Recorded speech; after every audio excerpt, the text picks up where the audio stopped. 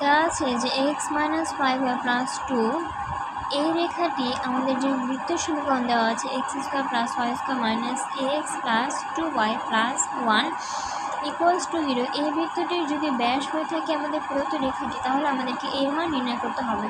তার মানে আমাদের যে রেখাটি দেওয়া আছে বৃত্তের সমীকরণ, সেই বৃত্তের কেন্দ্র আমাদেরকে বের করতে হবে। বৃত্তটির সমীকরণটা কি? X square plus y square minus x plus 2y plus 1 equals to 0।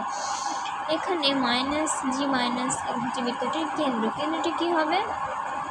a/2 এবং -1।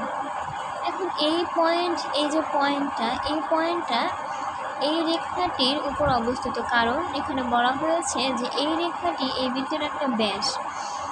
এখানে এটা হলো বৃত্ত, এই বৃত্তের ব্যাস হচ্ছে এটি, কেন্দ্র হচ্ছে এটি। এই কেন্দ্রটি a/2 আর হলো 1।